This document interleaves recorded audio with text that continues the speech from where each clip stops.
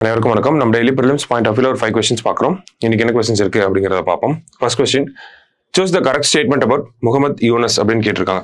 ஓகேவா? So he is appointed as the head of the interim government of Bangladesh அப்படின்னு கொடுத்துருக்காங்க.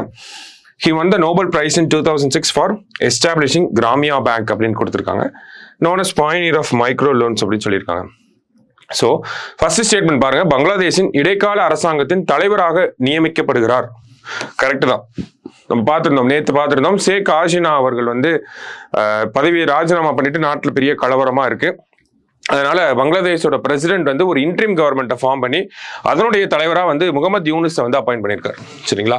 So இவர் யார் அப்படின்னு பார்த்தோம்னா 2006ஆம் ஆண்டு கிராமிய வங்கியை வந்து நிறுவியதற்காக பங்களாதேஷ்லேருந்து நோபல் பீஸ் பிரைஸ் வந்து வாங்கியிருப்பார். ஓகே, அமைதிக்கான நோபல் பிரைஸை வந்து வாங்கியிருப்பார். ஓகேங்களா? இந்த மைக்ரோ ஃபினான்ஸ் அப்படிங்கிற அந்த ஒரு விஷயம், குறுங்கடன்கள் அப்படின்னு சொல்லுவோம், அதுக்கான முன்னோடியாக யார் அறியப்படுகிறார் அப்படின்னு பார்த்தோம்னா முகமது யூனஸ் அவர்கள் தான் அறியப்படுகிறார்.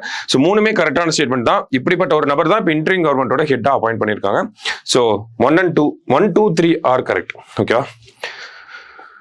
அடுத்தது, who has been conferred with Companion of the Order of Fiji Award அப்படின்னு கேட்டிருக்காங்க. Companion of the order of Fiji விருது யாருக்கு வழங்கப்பட்டுள்ளது அப்படின்னு கேட்டிருக்காங்க. ஸோ யாருக்கு அப்படின்னு பார்த்தோம்னா நம்மளுடைய குடியரசுத் தலைவர் திரௌபதி முர்மு அவர்களுக்கு தான் வழங்கப்பட்டிருக்கு. ஸோ ஃபிஜி நாட்டுடைய உயரிய விருதாக கருதக்கூடிய இந்த ஆர்டர் ஆஃப் ஃபிஜி அப்படிங்கிற இந்த அவார்டை வந்து கொடுத்துருக்காங்க. சரியா? அடுத்தது, centenary of which agriculture scientist is being celebrated அப்படின்னு கேட்டிருக்காங்க. எந்த வேளாண் விஞ்ஞானிக்கு 100ஆண்டு விழா கொண்டாடப்படுகிறது அப்படின்னு கேட்டிருக்காங்க. ஸோ யார் அவர் அப்படின்னு பார்த்தோம்னா இந்தியாவுடைய green revolution father of green revolution MS Swaminathan அவர்களுடைய 100ஆண்டு விழா தான் கொண்டாடப்படுகிறது. ஓகேவா? அடுத்தது, the famous Bhoto Jatra festival is celebrated in which country? புகழ்பெற்ற போட்டோ ஜாத்ரா விழா எந்த நாட்டில் கொண்டாடப்படுகிறது அப்படின்னு கேட்டிருக்காங்க.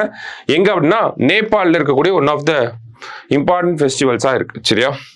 லாஸ்டா, which Indian company is the top ranked among Indian companies in Fortune 500 list அப்படின்னு கேட்டிருக்காங்க. Fortune 500 பட்டியலில் இந்திய நிறுவனங்களில் முதலிடத்தில் உள்ள இந்திய நிறுவனம் எது? மொத்தம் ஒரு 500 கம்பெனிஸ், டாப் 500 கம்பெனிஸ் சொல்லுவாங்க. ஓகேவா?